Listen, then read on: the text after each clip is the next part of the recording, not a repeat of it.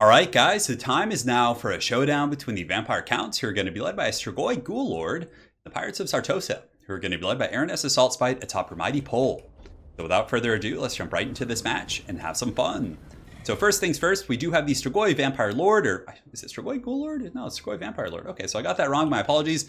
But nonetheless, this guy's got a pretty sweet jacket, he's got some huge claws, and I actually think he might not be a bad choice in this matchup. I don't think he's going to be the best, but still pretty fun to try out, right? So my first time using one of these Vampire Bloodline Lords since the launch. I did use some in pre-release, but really good melee attack, relatively good melee defense actually. So he does have 75 melee attack, poison, decent weapon strength at 410, but where he really shines is with his armor piercing.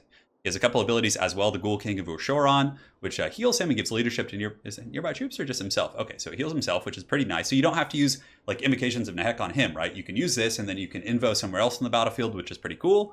He does also have the Claws of Morcane, and so it's pretty good. It gives him pretty huge armor piercing damage. So if you're fighting like a big construct or depth guard or pretty much anything like that that has pretty good armor values, this guy can do some work. We do also have the command of the Unliving, so just like the Strigoi Ghoul King, he can actually summon some zombies, or some ghouls, excuse me, which is pretty cool. Spirit Leech and Invocation of Nehek, pretty good kit there. Definitely has some good abilities, and it's going to be quite a bit of fun. So we have a mass horde of Fellbats, because the most competitive build that the Vampire Coast typically brings against the Vampire Counts is Luther, double Terrorgeist, and then a bunch of deck droppers just to shoot you to pieces. It's really hard to beat, so I just bring the Fellbats to chase the deck droppers and screw up the Air Force a little bit. But in this matchup, it doesn't look like it's going to do a whole lot other than annoy my opponent a little bit. But we do have the Strigoi Vampire Lord. He's ready to party. He's got his Pimp Claws, and we're good to go. So front line is going to be Stearnsman, 2 Graveguard, and then we have 2 Graveguard with great weapons in the secondary line just to deal with, the Bloody Reaver Deck Guard and Depth Guard in general. On the flanks, we have Ghouls. So we got 2 Ghouls. I wanted to have this be a bit of a themed build as well. So we brought some Ghouls, but, I actually don't think they're bad, all jokes aside. They can really cut through the chaff pretty quick. In the back, we have the Feasters in the Dusk. We have 2 Direwolves, 4 Fellbats. That's pretty much it. Just a pretty wide force. Should be pretty fun here. So we got some Spearmen. For my opponent, very, very cool build. He's the Pirates of Sartosa, but he didn't bring any of the Sartosans, I don't think. He does have the Rotting Leviathan, which isn't bad. I mean, big monsters have had a history of being good against Vampire Counts. And that's why, Vampire Counts, typically, if you're in really competitive play, you're going to bring some Terrorgeist, right? Like, probably the most ideal build I can think of against the Vampire Coast is probably to go super wide with Graveguard and Chaff units and get, like, double Terrorgeist plus, like, pretty much insert Lord name here, right? Well, there's a bunch of good options. But, the double Terrorgeist can kill this really quickly for sure. But he does have the Rotting Leviathan. The Ghoul King is definitely up to the task. He's got his Pimp Claws. He's got good AP, so he can do some work. Aranessa here, definitely not a bad pick. She does have her Nets, which is going to be fun. Zombie Pirate Deckhand Mobs. He's got, in the secondary line, 2 Depth Guard with Halberds. He does have Lore of the Deep, so he's got the Crab Summon.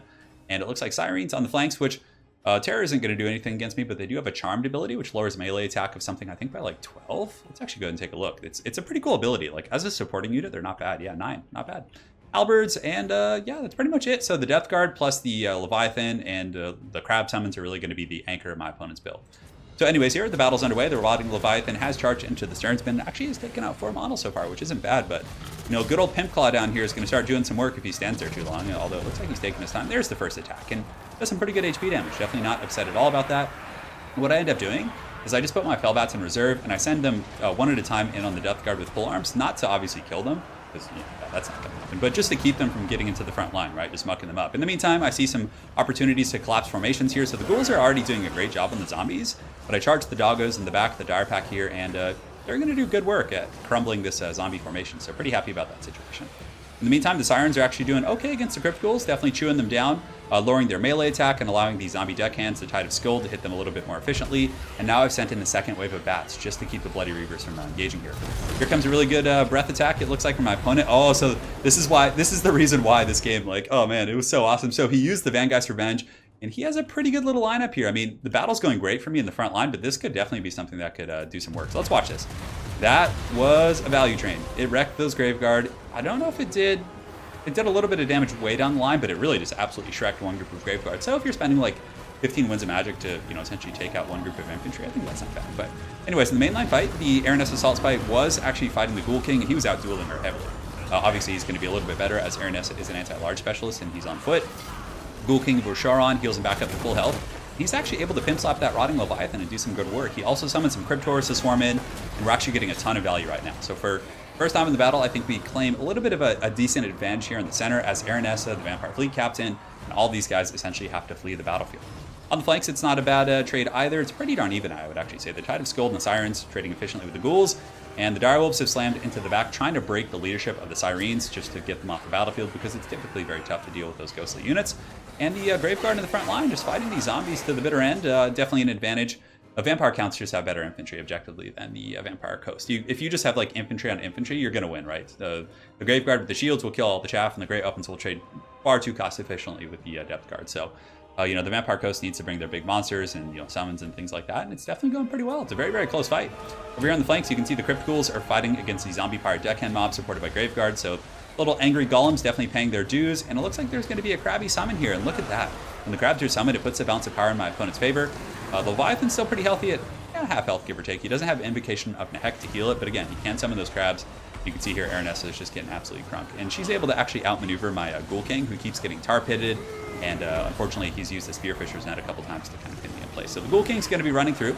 Only 2 kills, but he's really been focusing the big target, so it's not really indicative of what he's done so far. I mean, he single-handedly put a dent in the Leviathan, Aranessa, as well as his Thief Caster, like all by himself. But really good play from my opponent here. He actually is able to rotate out to the flank, overwhelm my Ghouls, so he's going to collapse his formation and develop a really good kind of collapse onto the rest of my troops with these Sirens, if he can clear out those Ghouls there. Over here, it's going a little bit better for me. The Crypt Ghouls and the Sternsmen and all those guys getting hit with a fat, juicy Invocation of Nehek. These Graveguard were able to clean up that flank, and now they're going to be pouring into the back. But we still do have to worry about the Bloody Reavers and the Depth Guard and all those guys like that. The Ghoul King is going to be pretty good. So if the Ghoul King can deal with Aranessa and some of the bigger targets, you might be okay in actually having him just deal with Depth Guard, right? He has really good AP. You can definitely chew them down. But it's Aranessa is really strong. Leviathan's still there. The Vampire Fleet Captain's there. They have Hornswoggle. They have Taunt, Spearfisher's Net, all these debuffs going down. So right now his melee defense is actually 0. So pretty much everything that hits him, and oh, just look at this just rampaging crab, just pouring through the formation, just running over the angry golems. Just absolute disaster for my front line there as he just marches down. So that was pretty cool stuff. Aranessa and the Ghoul King are going to be dueling. She's going to be definitely having the advantage with all those debuffs. And yeah, you can see I do pop the Closet Morcane to give him a little bit of extra damage. And we're definitely, able to put up a fight here. But we are a little bit surrounded by the Bloody Reaver Depth Guard. Thankfully, I am a small target. The Strigoi Vampire Lord is not a large unit. Now, I really actually think Footlords are really good against Vampire Coast. I think the Blood Knight one would have been a little bit better, or even Vlad von Karstein, because they're more durable. But the Strigoi Vampire Lord definitely hits like a truck. Like Vlad wouldn't have been able to chew that rotting Leviathan, nor would the Blood Knight, right? They don't have the AP for it, which is kind of the niche for this guy, which I think is really, really cool. Strigoi Vampire Lord is in here. He's a little bit surrounded, which is tough. So he does have good masso, so I'm going to be trying to push out here. And the crab hopefully will help push me out of the pit. But man, we are getting worked on a little bit. We do get to our healing cap very quickly with the Ghoul King Bouchoron, which gives us a lot of free healing.